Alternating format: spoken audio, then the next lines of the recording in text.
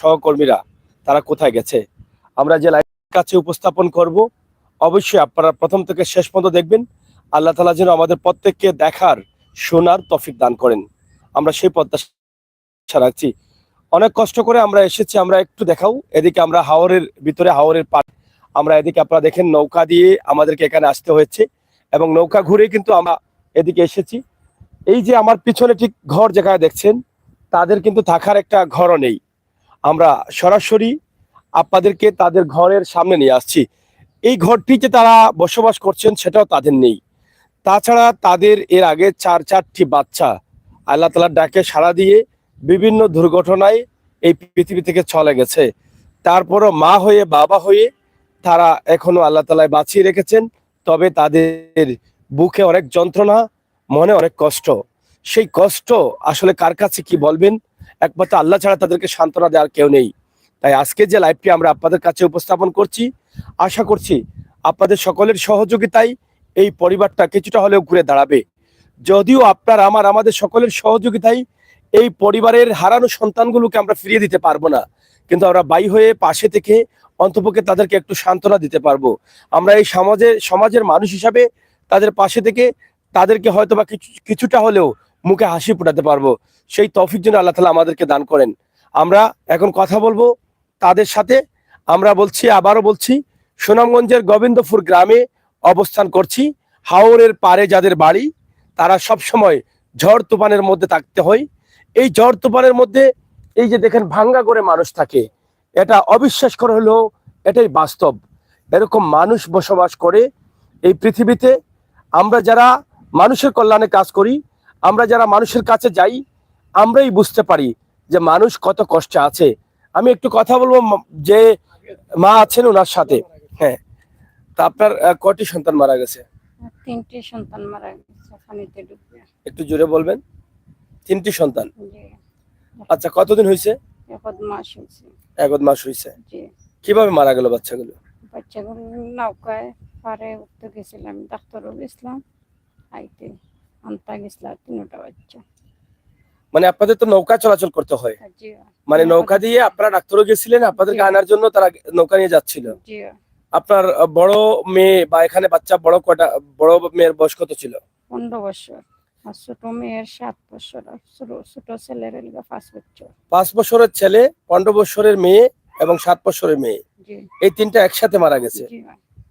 আচ্ছা আচ্ছা, এর আগে কি আপনার একটা ছেলে মারা গেছে? আরেকটা ছেলে মারা গেছে। কতদিন আগে? 2 বছর হয়েছে। ছেলে, বড় ছেলে? জি। সবার বড় ছিল? জি না, মেয়ের বউ ছিল 12 বছরের ছেলে। 2 নম্বর ছিল, মানে এই যে মারা গেছে 15 বছরের মেয়ের ছোট ছিল। জি। সে কিভাবে মারা গেল?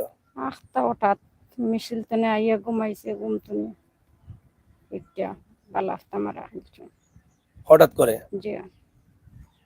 এই যে মা কি করে সহ্য করবেন, কি করে বেঁচে থাকবেন? মায়ের কাছে সন্তানের লাশ একের পর এক, একই সাথে 3টি মেয়ে। যে মেয়েটার বয়স ছিল 15 বছর, সেই মেয়ে সহ 7 বছরের মেয়ে এবং সর্বছোট যে ছেলেটা 5 বছরের, এই 3টি মেয়ে এবং ছেলের একসাথে মৃত্যু হয়েছে। আমাদের ঠিক পিছনে পানি আছে এবং এখানে নৌকা আছে। এই নৌকা নিয়ে কিন্তু তার মা ডাক্তারে গিয়েছিল এবং ডাক্তার থেকে আসার পরে নিয়ে আসার জন্য এই বাচ্চাগুলো নৌকা নিয়ে যখন শুরু করলো যাওয়া, তখনই কিন্তু পানিতে নৌকা ডুবে, বাতাসের কারণে বা ঝড়ের কারণে নৌকাটা ডুবে তারা এখানেই মারা যান। তা আসলে সেই সময় পানি কি পরিমাণ ছিল? সাঁতার আছে, মানে এখন যে পানি, পানি না আরো বেশি? আরো বেশি হাতার আছে। এখানে কোন জায়গায় ছিল? ফিল্টারের লাগা আছে। ও, এই ফিলারে লাগা, মানে এই বিটাতে আছিল জি। পানি ছিল। জি। এটা প্রচুর পানি ছিল, মানে পানির স্রোত ছিল। জি। ফুতা ছিল, আচ্ছা আচ্ছা। ঢেউ আছে। তা আপনার স্বামী কি আপনার সাথে ছিলেন না বাড়িতে ছিলেন? জি না, আমার লগে আসলাম, বেশি প্রেশার উঠে গেছিল, বাইতাম পারছিলাম না। হ্যাঁ। আর লগে বেশ লাগে। আচ্ছা আচ্ছা। তা আপনার এই ছেলে কোথায় ছিল? এই ছেলে বাইরে মধ্যে আছে। মানে সে দেখছে? জি। আচ্ছা, আমরা তার সাথে কথা বলি। তোমার নাম কি বাবা? হ্যাঁ, রাহিম। আচ্ছা, তোমার মারা গেছে কে কে তোমার? আমার বোন, আমার ভাই। বোন, ভাই। কিভাবে মারা গেছে তুমি দেখছো? কোন জায়গাতে দেখছো? মানে ওই জায়গা, তুমি কোন জায়গায় ছিলা? কথা বলো। হ্যাঁ, দাইরো। কিভাবে তারা নৌকাটা ডুবলো বা কিভাবে তারা পড়লো পানিতে? হ্যাঁ পানিতে পড়ছে আমার মাইরা ওইকে হ্যাঁ মাইরা গেছিল কারে? আমার তোমারে মাইরা গেছিল? আচ্ছা তোমারে তো মাইরা গেছে, ঠিক আছে, মানে তুমি সাথে যাই তারা এই জন্য, কিন্তু তারা তাদের নৌকাটা ডুবলো কিভাবে? বাতাসে বাতাসে বাতাসে ডুবাইছে, ডুবছে। তো নৌকার তোমার চোখের সামনে ডুবলো, বাদে তুমি কি করলা? মানুষটা ডাকছে মানুষ তুমি কোন জায়গাতে ডাকছো? ও দেখতে গেছে কোন জায়গায় গিয়া? ও এবার হিনে গেলা কেমনে তুমি? আমি নৌকার সামনে দিয়ে দেখি একটা নৌকা অন্য মানে এখান থেকে গেলা কিভাবে নৌকার সামনে? মানে সাঁতার জানো? আর তোমার বড় বোন কি সাঁতার জানতো? তো বড় বোন এই বাচ্চা দুটোকে বাঁচাতে পারে না? আচ্ছা তুমি যখন যাও তখন কি তোমার বোন তোমার সাথে কথা বলছিল? কথা সেই জায়গায় কথা বলছিল তোমার বোন, না কথা কি বলছে? সেটা আমি যাইলাম কি তুই জাগি মানুষকে হোক মানে মানুষটা খো গিয়া। সেই সময় কি তোমার ছোট ভাই আর বোন তোমার বোনের কাছে নাকি? কিভাবে ধরছিল? ওরা আছে ধরা দুই হাত দিয়া?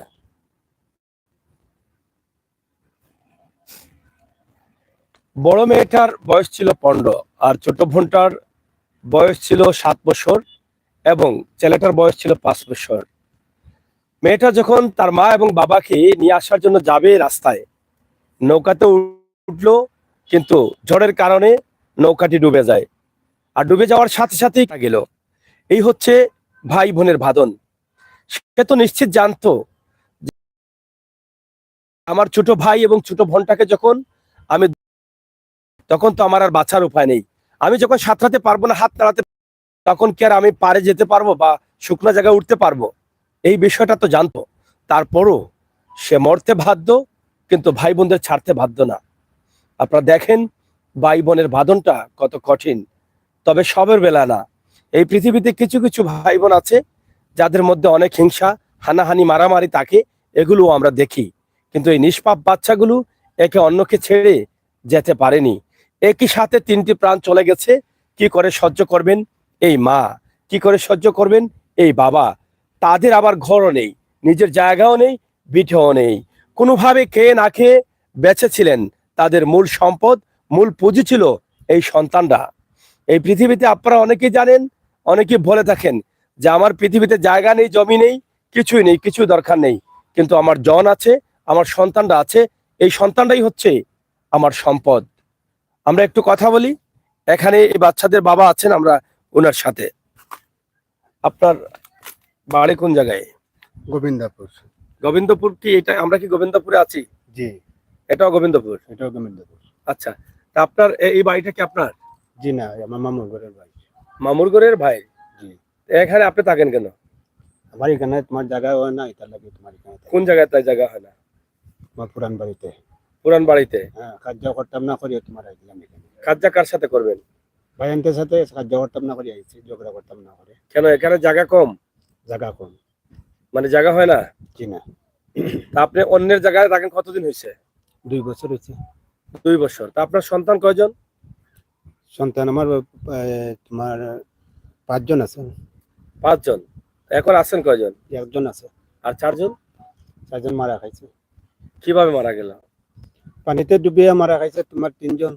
আর 1 জন মারা খাইছে তোমার ইলেকশনের সময়, আগুন মাস আছে। একজন আগে মারা গেছে আর 3 জন এই যে মাসখানেক হলো পানিতে ডুবে মারা গেছে। পানিতে ডুবিয়ে মারা খাইছে। এখন আপনি যে অন্যের বাড়িতে থাকেন, আপনার কি এই বাড়িতে চলবে না সাহায্যের প্রয়োজন? সাহায্য প্রয়োজন মনে হয় যে আর মানুষের যে সাহায্য করে তে মানুষের একটা বিটা জুড়াইতে পারি। তা আপনার এই যে ঘরটা আছে, এই ঘরটা তো ঝুঁকিপূর্ণ, একটা তো পড়ে যাচ্ছে, এটার ভিতরে পানি পড়ে না? চাইতে কি পারে পানি পড়ে? যে এটা কি কোনো ঘর হইলো? এটা তো মানুষ থাকার উপযোগী ঘর না। তো এটাতে আপনার কষ্ট হয় না? কষ্ট করিরা তো চলে রামই ভাইয়া। কিতা করেন আপনি? ও তো তোমার কাম করে জাল ভাই তোমার ওই এগুলা চলে? যে সংসার চলে। মারা যাওয়ার পরে কিন্তু এখানে ছাতক টু সুনামগঞ্জ পেজের কর্ণধার মোহাম্মদ ফয়সাল আহমদ, যিনি আজকে আমাদের সাথে আছেন, তিনি এসেছিলেন সেই বাচ্চাদের সেই দিনে যেদিন বাচ্চাগুলো এই পৃথিবী ছেড়ে চলে গেল, এবং তাৎক্ষণিক একটা লাইভ দিয়েছিলেন এখান থেকে। সেই সময় কিছু মানুষ তাদেরকে সহযোগিতার হাত বাড়িয়েছেন, কিছু সহযোগিতা করেছেন, তবে যথেষ্ট পরিমাণ এখনো হয়নি। আরো আমরা আপনাদের সহযোগিতা চাই, কারণ আপনাদের সহযোগিতায় যেই মানুষগুলো চোখের সামনে তাদের নিষ্পাপ বাচ্চাগুলো একে একে হারাতে হয়েছে, সেই মানুষগুলোকে যদি আমরা সাহায্য সহযোগিতা করি, আল্লাহ তাআলা সেটা কবুল করবেন। আল্লাহ তাআলা বলেছেন, যেই মানুষগুলোকে আমি কষ্টে রাখি, যেই মানুষগুলোকে আমি যন্ত্রণা দেই, যেই মানুষগুলোকে বিটাহীন করি, যেই মানুষগুলোর মুখে আমি খাবার দেই না, যে মানুষ খাবারের জন্য কষ্ট করে, সেই মানুষগুলোকে আমি এভাবে রাখি। এটা আল্লাহ তাআলা বলেছেন। কেন রাখেন? এই মানুষগুলোকে দিয়ে আপনাকে, আমাকে, আমাদেরকে, আমাদের যাদের টাকা আছে, পয়সা আছে, সুখে আছি, শান্তিতে আছি, আমাদের পরীক্ষা করার জন্য আল্লাহ তাআলা এই মানুষগুলোকে এভাবে কষ্টে রাখেন। এই কষ্টে থাকা মানুষগুলোকে যখন আমরা ভালোবাসবো, তাহলে আল্লাহ তাআলার ভালোবাসার মানুষকে আমরা ভালোবাসলাম, আর আল্লাহ নিশ্চয় আমাদেরকে কুদরতি ছায়ার তলে রাখবেন। এই মানুষগুলোকে আল্লাহ তাআলা কুদরতি ছায়ার তলে রেখেছেন। দেখেন, তরতাজা দুজন মানুষ, তাদের সন্তানরা একদম ছোট ছোট ছিল। প্রথমে একটি ছেলে সন্তান একদম সুস্থ অবস্থায় হঠাৎ করে সে মারা গেল।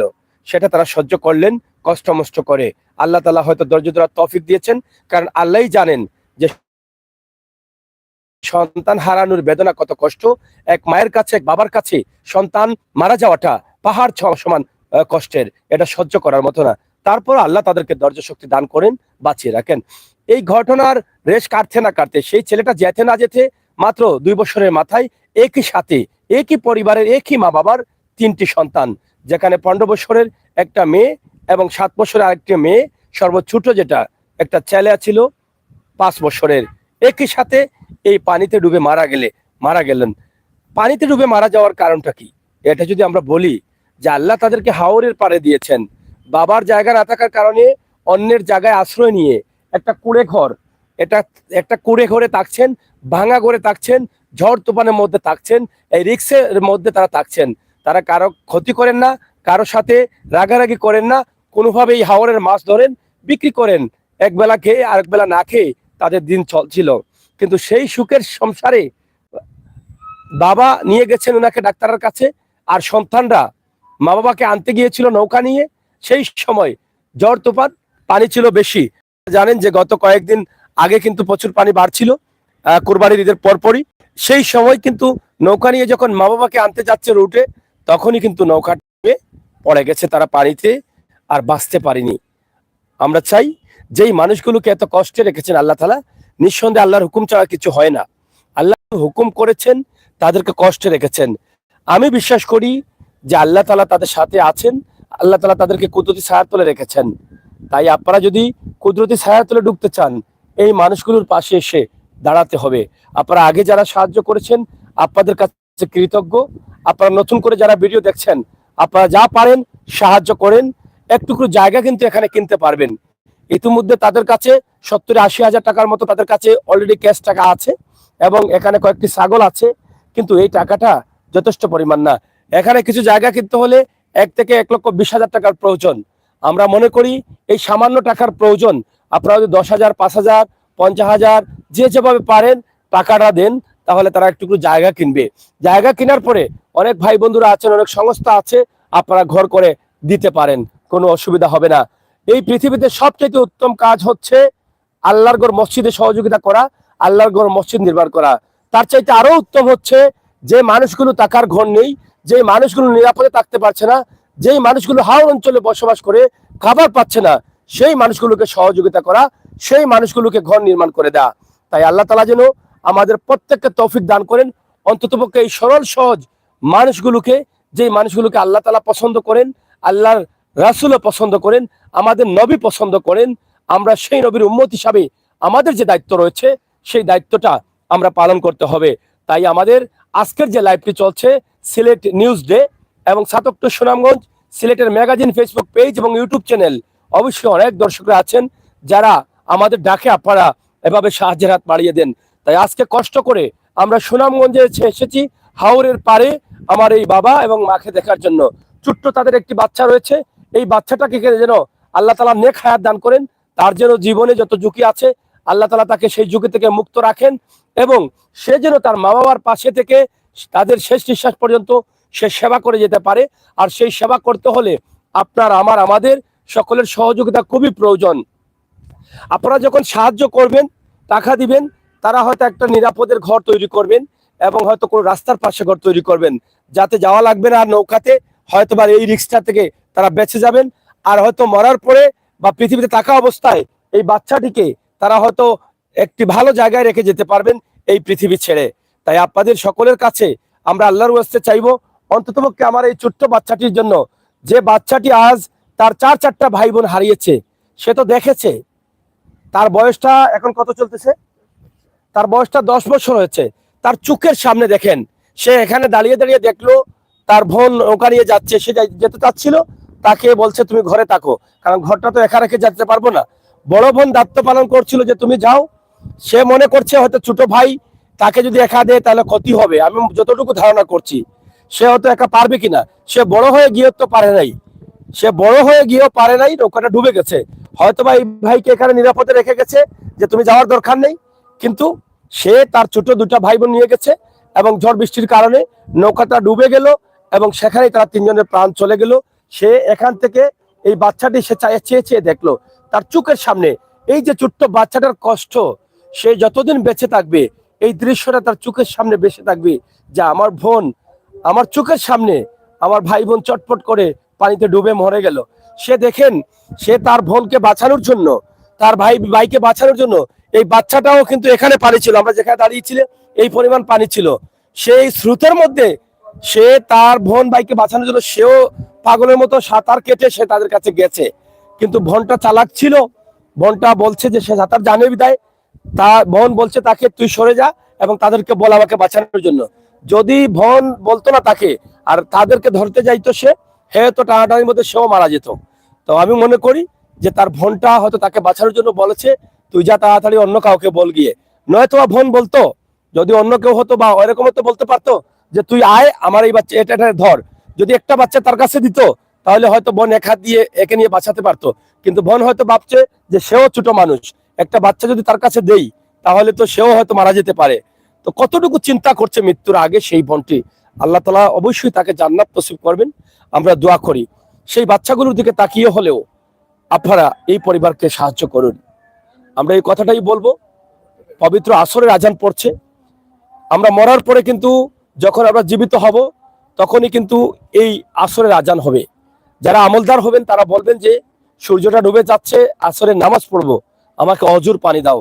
যদি আমল থাকে, সেই আমলের বিশেষ একটি অংশ হচ্ছে আজকে আমাদের এই ভিডিওর সামনে। আপনার দেশ এবং বিদেশ থেকে তাদেরকে সাহায্য করতে পারেন। আমরা সরাসরি নাম্বার আপনাদেরকে দিয়েছি। হওয়ার পরে এই মানুষগুলো বড় কষ্টে বড় যন্ত্রণায় আছেন। এই মানুষগুলোকে দেখে, এই মানুষগুলোর গল্প শুনে অনেক কষ্ট লাগলো। আল্লাহ তাআলা যেন আমাদের বাচ্চাদেরকে নিরাপদে রাখেন। আমাদের বাচ্চাগুলো এখনো নিরাপদে আছে বলেই আমরা আল্লাহ তাআলার শুকরিয়া আদায় করবো যে আল্লাহ আমাদের বাচ্চাগুলোকে এভাবে বিপদে ফেলো না। আল্লাহ আমাদেরকে পৃথিবীতে রেখে আমাদের বাচ্চাগুলোকে তুমি মৃত্যু দিও না। এই শুকরিয়া আদায় করার জন্য এই পরিবারের পাশে এসে দাঁড়ানো দরকার। আমরা একটু ঘরটা দেখাই, এরপর তাদের সাথে দু একটু কথা বলে আমরা বিদায় নেব।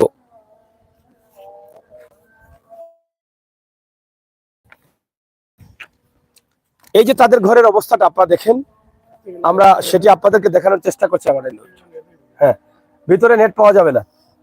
আমরা ঘরের ভিতরের অবস্থা খুবই খারাপ। এই যে তুমি একটু ঢুকো তো, একটু ঢুকো। এই যে মাথাটা লেগে যাচ্ছে চালে, এই যে দেখেন, এই দেখছেন, এই যে জায়গাটা আছে এখানে দেখেন এর মাথাটা ভাঙা আছে, কারণ মাথা লাগলে মাথাটা ছিঁড়ে যাবে এবং ভিতরের অবস্থা খুবই খারাপ। ভিতরে আমরা দেখেছি ভিতরের অবস্থা খুবই খারাপ, চতুর্দিকে পানি পড়ে।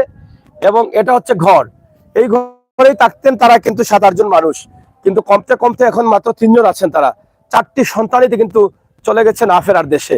তাই আল্লাহর ওয়াস্তে আমি চাইবো আপনারা যে যেখানে আছেন দয়া করে আপনারা যেভাবে পারেন একটু একটু করে এই পরিবারকে সাহায্য করেন। আপনাদের সকলের সাহায্যে অন্ততপক্ষে তাদের সন্তানকে হারিয়েছে, তাদের বুকে অনেক যন্ত্রণা, অনেক কষ্ট, অনেক জ্বালা পোড়া। অন্ততপক্ষে আপনি আমাদের সকলের সহযোগিতায় যদি তাদের মুখে একটু হাসি ফুটে, তাহলে হয়তোবা তারা সেই কষ্টটা ভুলতে পারবেন। এখানে দেখেন পিছনে পানি, সামনে পানি, চতুর্দিকে পানি, ঝড় বৃষ্টি বাতাস সব সময় আছে। এর মধ্যেও কিন্তু তারা বেঁচে আছেন কষ্ট করে, কোনোভাবে এই জীবনটা বাঁচানোর সংগ্রামে রয়েছেন। তবে খেয়ে না খেয়ে চলছেন, কারো কাছে হাত পাতেননি। কিন্তু এই ভয়াবহ দুর্ঘটনা, ভয়াবহ মুহূর্তটা তারা পার হেফাজত করেন। চতুর্দিকে পানি, এই পানির মধ্যে তারা বসবাস করছেন।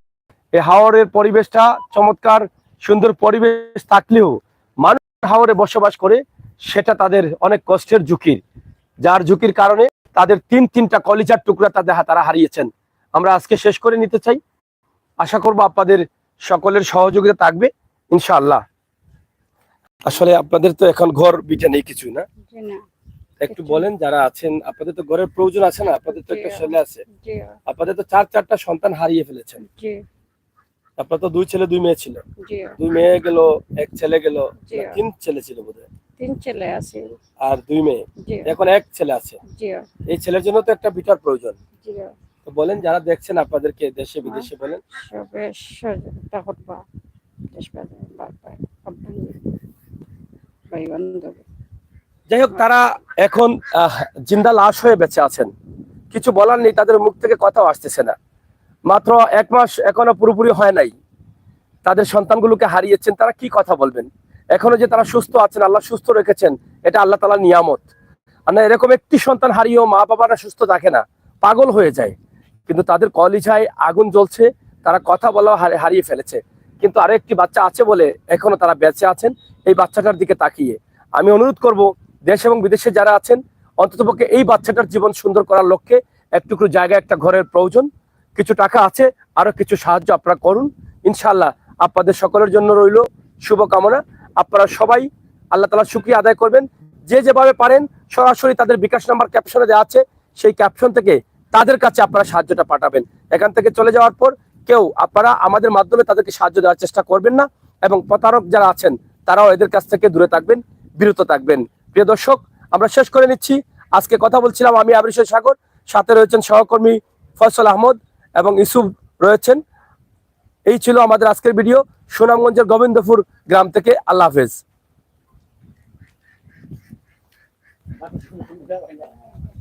হ্যাঁ।